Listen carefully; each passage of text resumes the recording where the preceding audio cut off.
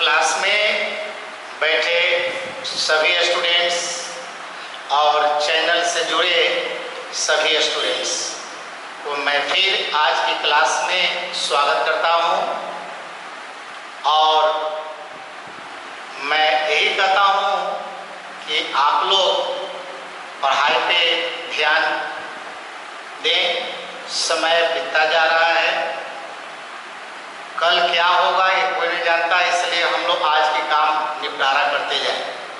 बीच बीच में गैप्स करेंगे क्लास, कारण कि आप लोग की तैयारी करने के लिए मैंने कॉपी को फ्रेश करने के लिए टाइम देते हैं बीच में।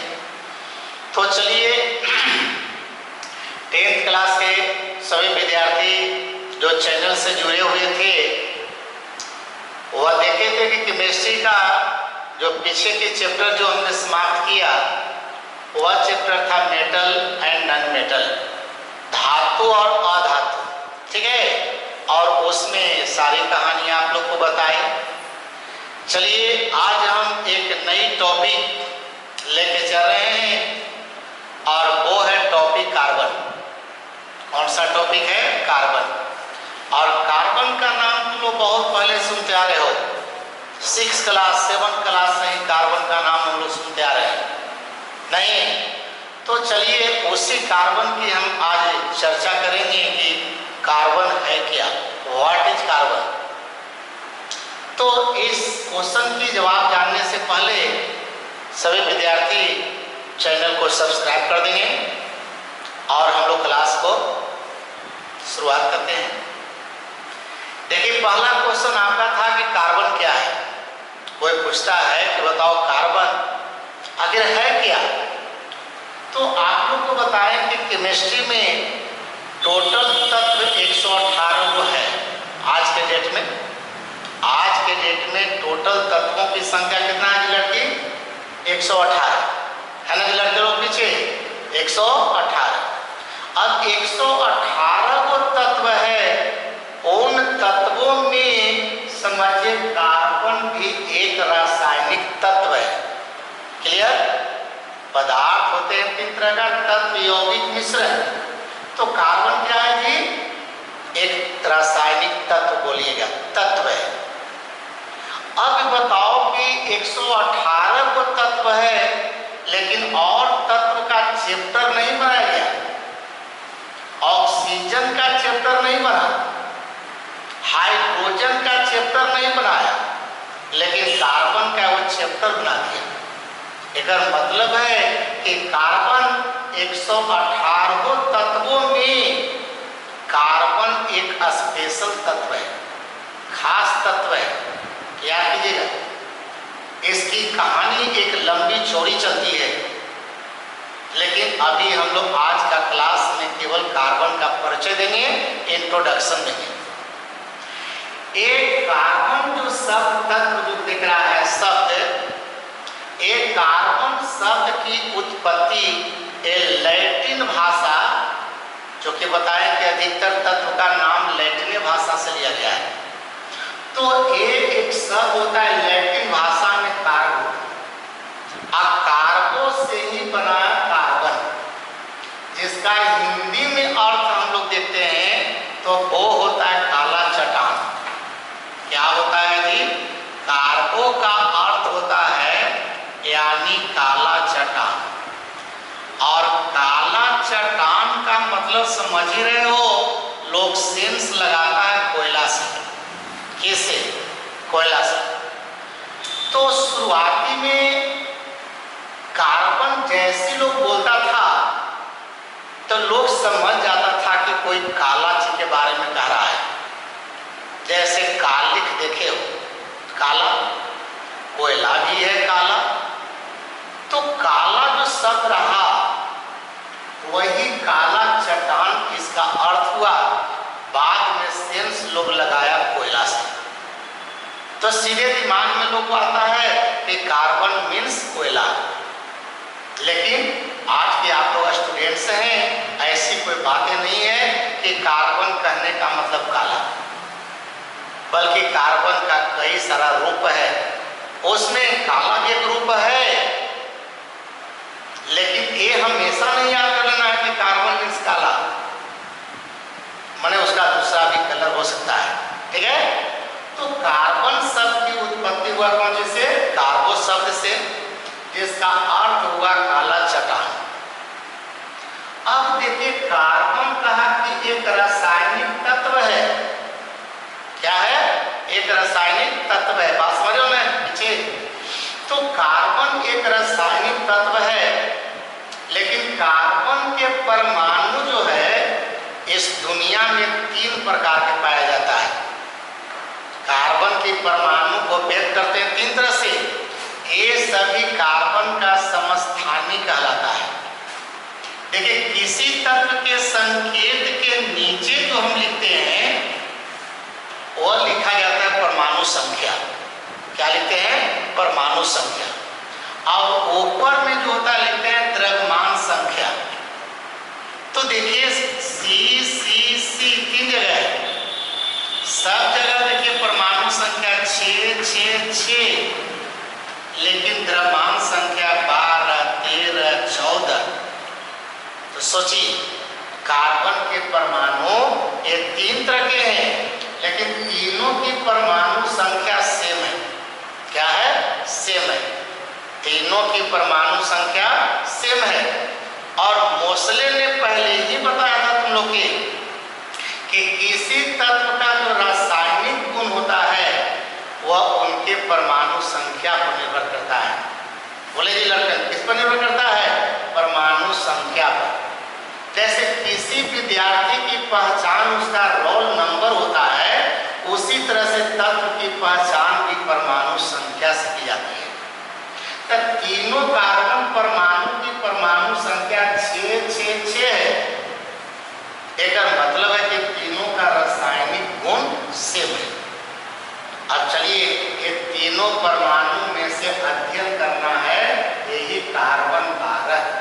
इसको बोलते हैं कार्बन 12, कार्बन 13, कार्बन 14। तीनों तरह के कार्बन है, लेकिन अध्ययन करना है कार्बन 12। बात समझ ना? कोई दिक्कत नहीं होनी चाहिए। ठीक है, अब यहाँ पर देखिए कार्बन 12 लगे चले, तब नीचे कितना लिखा है? 6, और ऊपर में कितना? 12। तब नीचे लिखते हैं परमाणु संख्या। अब परमाणु संख्या को सूचित करते हैं Z से। तो नीचे कितना है? 6। एक मतलब कि परमाणु संख्या हो गया 6। द्रव्यमान संख्या ऊपर तो कितना लिखल है? 12। तो द्रव्यमान संख्या को सूचित किया A से, ये हो गया 12। अब चूंकि तुम लोग को पहले ही हम पढ़ा चुके हैं कि किसी तत्व में जितना प्रोटॉन होता है उतना ही इलेक्ट्रॉन होता है, उतना ही परमाणु संख्या होता है। तो चूंकि परमाणु संख्या इसका है कितना? 6। एक मतलब इसमें के परमाणु, कार्बन की जो परमाणु है उसमें प्रोटॉन भी होगा 6 और इलेक्ट्रॉन भी होगा 6। तो समझिए कि इसका इलेक्ट्रॉनिक विन्यास लिखोगे, तो इसकी इलेक्ट्रॉनिक विन्यास लिखोगे हो जाएगा 2 4। कितना हो जाएगा? 2 4। यानी कि जो कहता 1s2 2s2 2p2। ठीक है, ये हो गया सेल में, आई हो गया सब सेल में। ये पहले लिखने की सिखाए सब विद्यार्थी केमिस्ट्री में। ठीक है ना? तो यहाँ पर सेल में लिखा 2 4 और सब सेल में देखिए लिखा 1s2 2s2 2p2। तो इसका अंतिम इलेक्ट्रॉन किसमें गया?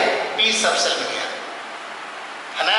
ये subshell p subshell d subshell f, s p d f। तो अंतिम जो इलेक्ट्रॉन किसमें गया? p सबसेल में गया। अब इसी को देख करके आवर्त सारणी सब लड़कन को क्लास में दिए थे। अब कहेगा आवर्त सारणी में कार्बन का स्थान बताओ कहाँ है।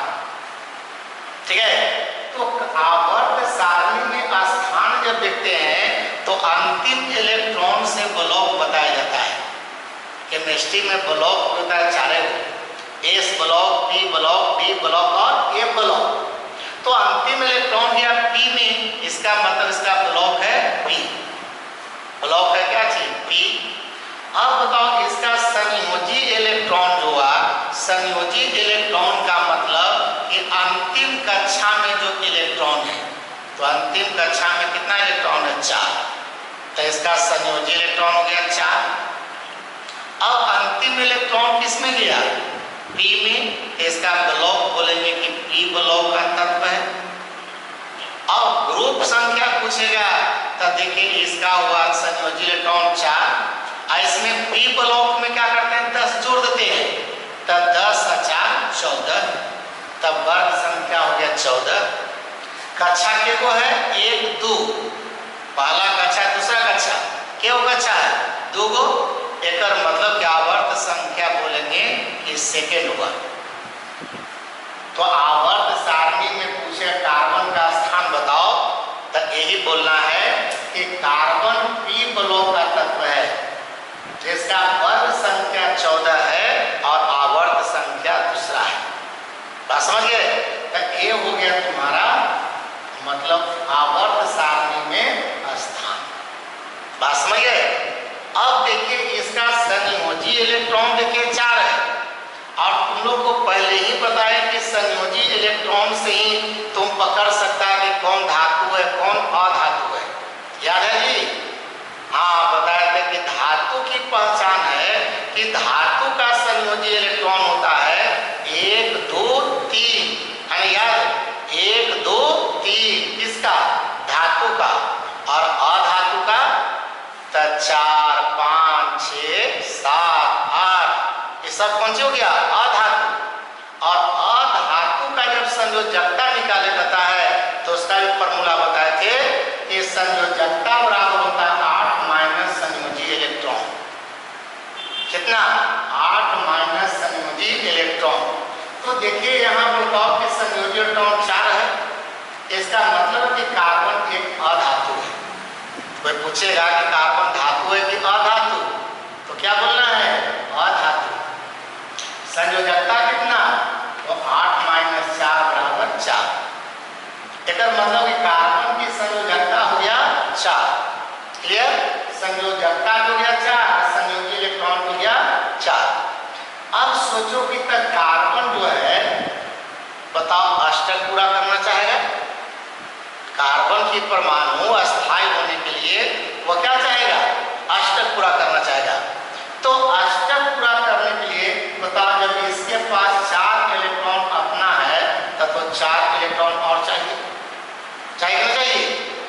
तो इसका मतलब कि कार्बन परमाणु इलेक्ट्रॉन का साझा करके, जो कि बताओ कार्बन के पास 4 इलेक्ट्रॉन है, तो इस कार्बन को बताओ दूसरा कोई तत्व 4 इलेक्ट्रॉन दे सकता है?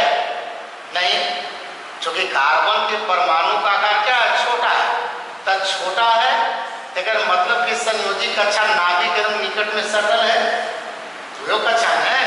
अब मानते हैं कि इस तरह से कहा जाए ये हो गया इसका नाभिक हो गया। अब ये हो गया इसकी पहली कक्षा, ये हो गया इसका दूसरा कक्षा। तब पहली कक्षा में तो 2 इलेक्ट्रॉन है, तो 2 इलेक्ट्रॉन भर देते हो। फिर दूसरा में कितना इलेक्ट्रॉन है? 4 इलेक्ट्रॉन है। तब चूंकि बताओ अंतिम कक्षा में 4 है तो इसका मतलब कि अस्थायी होने के लिए इसको 4 और चाहिए। तब चूंकि इनके परमाणु का आकार बहुत छोटा है तब 4 इलेक्ट्रॉन का त्याग तो नहीं कर सकता है। तब 4 इलेक्ट्रॉन को त्यागेगा भी नहीं और 4 इलेक्ट्रॉन ग्रहण नहीं कर सकता है। तब बीच का रास्ता बताए थे कि अगर कोई तत्व का परमाणु इलेक्ट्रॉन दे नहीं सकता है, वो ले नहीं सकता है, तब तीसरा विकल्प एक इलेक्ट्रॉनों का साझा कर सकता है और इलेक्ट्रॉनों का साझा करके वह अपना अस्थायित्व स्टेबिलिटी को पूरा करता है। बात समझ गए? तो एक कार्बन को इस तरह से 4 इलेक्ट्रॉन है और 4 और इलेक्ट्रॉन का साझा करेगा। इसका मतलब कि कार्बन का जो यौगिक होगा वह सहसंयोजक यौगिक होगा। कैसा यौगिक होगा? सहसंयोजक यौगिक, जिसकी हम चर्चा अगले क्लास में करेंगे। तो आज यहीं पर हम क्लास को समाप्त करते हैं। सभी विद्यार्थियों को धन्यवाद।